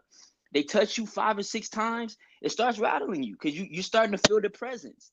And now your mental clock gets shorter. You know what I'm saying? It's a mind game. So at this point, there's nothing much you can do because at this point, the development is already showing. We're already in week 6. And this is at October, you are who you are. October, you are who you are. Well, that's usually what you're seeing. So if you're not figuring it out by October, especially by late October, you're probably not going to get it figured out. At this point, Oh, go ahead. I made a point earlier, and I don't know if how you feel about this. And let me address your point first, what you just said, because I agree. I said one of the things I feel like Jaden Miles was the better athlete, but I did also say I'm not sure what as far I know I know Miller Moss could slice and dice. I know he could fit the balls in tight spaces. I know he can do that if given the time. However, I wasn't for sure exactly how Jaden Miles, as far as from a throwing aspect, I don't know if he has the same type of touch on this ball. I know he has a better arm, like throwing it further, but I don't know if he could throw it. And then to your point, as far as diagnosing certain defenses, I'm not sure where he is on that. I can't give that analysis and commentary on that because I haven't seen that yet. So the jury's still out on there. But where I think he gives us a chance is rolling out the pocket when you talk about defenses that are just the defensive ends are just coming crashing down. You got to have somebody to be able to roll out the pocket. But I mean, if the tackles aren't blocking, even if he's rolling out the pocket, he's still gonna get eaten up. I mean, even in this game, if he played and he was scrambling, rolling out the pocket, the way that Ja was playing, he was such a force on that right tackle spot. I think even then maybe he gets a couple of runs. You know what I'm saying? But I don't think that changes too much. I think the reward or the gain that you get in Maava is not going to outweigh the negatives in the possible bad plays that he might throw because he's not diagnosed. He doesn't have the same IQ that Miller Moss does. So yes, they're going to be pros in having Maava in the game. Yeah, and there's gonna be some cons. Yeah, there's going to be some cons. So if the cons are going to outweigh the pros, then I'm not going to say that, I can't say that would be the better move, So do you think packages should be installed? Yeah, I mean, they got to do something. You got to put more tight ends in. You got to do more chips, something, because the tackles are not blocking up to par. And you've seen it. Look at the Chicago Bears. Caleb is as mobile as you can get. Yeah, and he's running for his life. They can't block him. If you don't have an offensive line that can block, and look at C.J. Stroud. How did he win Rookie of the Year last year? Because his line blocked for him. They had a good offensive line. If you don't have a good offensive line and a good defensive line, let's talk about the defensive line for a second too. They're one of the worst in the nation at getting QB pressures. Only 6 sacks, and 1.5 of them have come from the D line, and none of them come from the DN. I mean, the D line has got 0. The DN only has 1.5, 1.5 sacks. Yeah. All of our sacks coming from the linebackers and DBs. That's not getting it done. Yeah, that's not getting it done.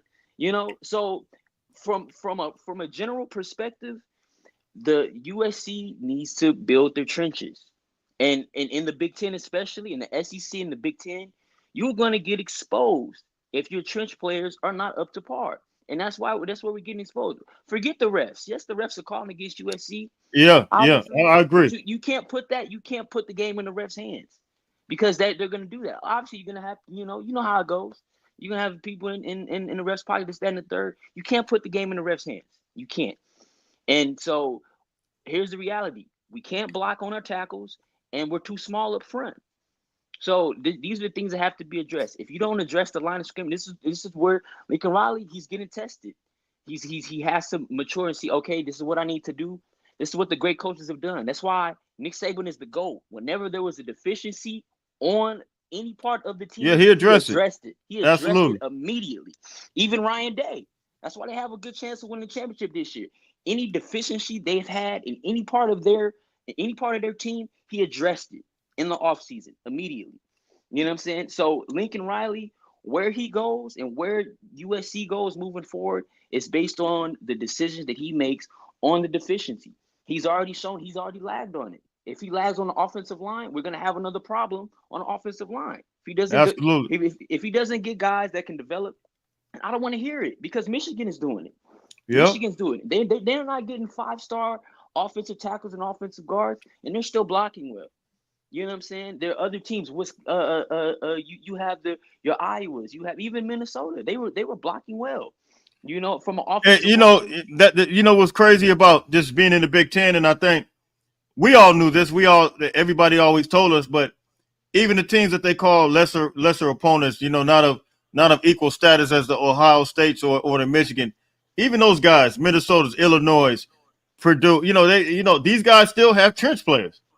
Yeah, and it's about development. It's not just about recruiting. Recruiting is one thing, but where you can make up for recruiting is developing, and that's why I keep bringing up Michigan, because they develop their players. Yes, they bring in the type of players they need and they develop them, and that's why they were able to win the championship they won last year, because they were able to develop their players. We have not been able to do that. You know what I'm Well, saying? well, one thing I will say, it took Harbaugh about 8 years though to do that, and it took It they did. had about 18 guys to lead the most. They had a very senior class, and so Yeah, it does take time to it kind does. of build those teams up. Yeah, but it's got to be adjustments made. We made the adjustments that needed to be made.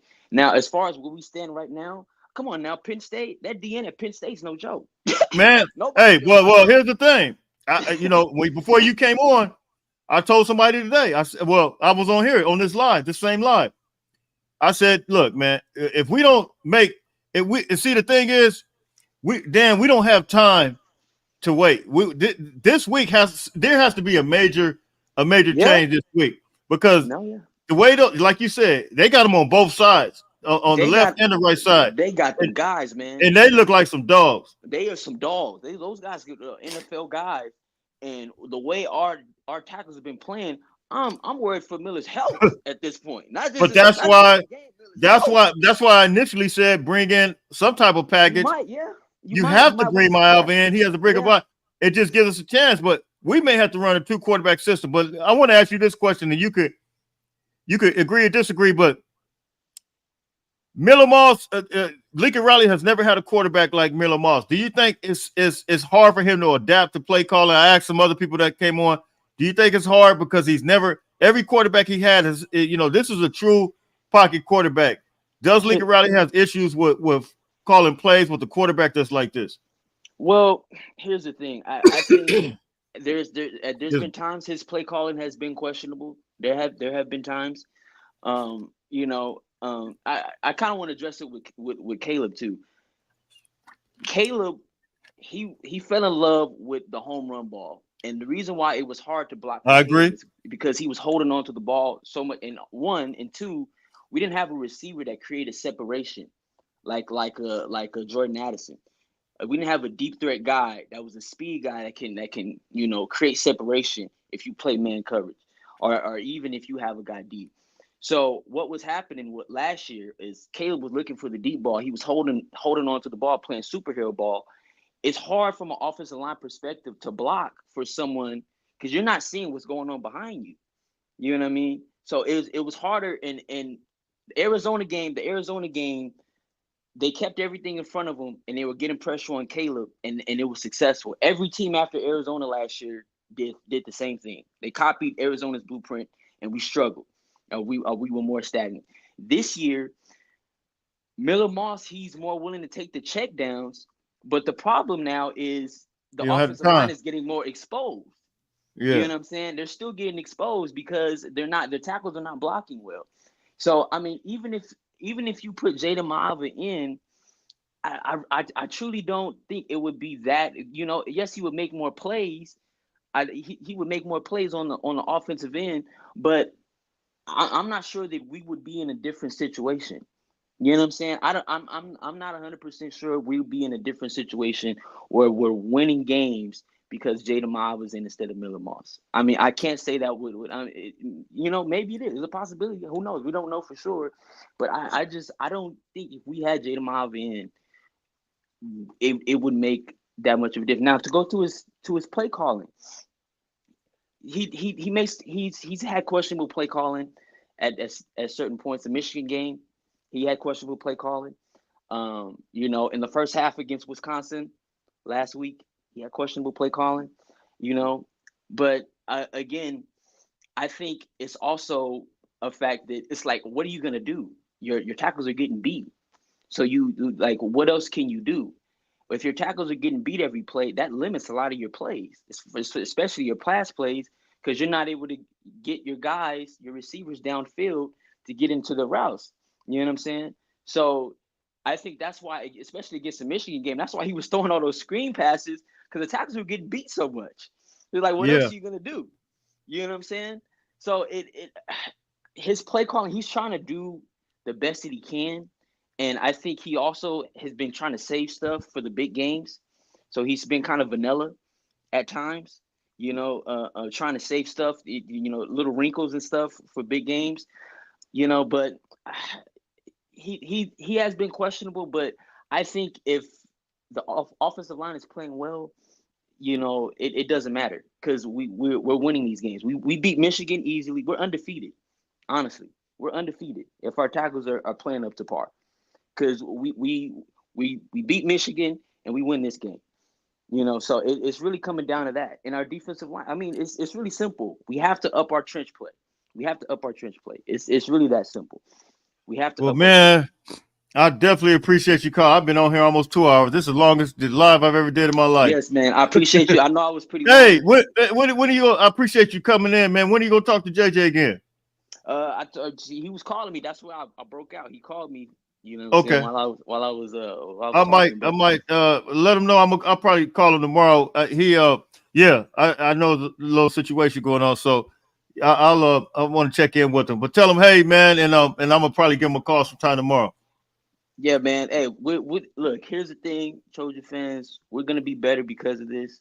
You know what I'm saying? These are the things that need to get exposed so we can address them and we can rectify them. When they get exposed, we have the opportunity to address them and get better from them, and so I would have hated to have been undefeated and we get into the playoffs and we get absolutely exposed or get the score ran up on us by an Alabama or a Georgia or an Ohio State because they are ready in the trenches and we're not.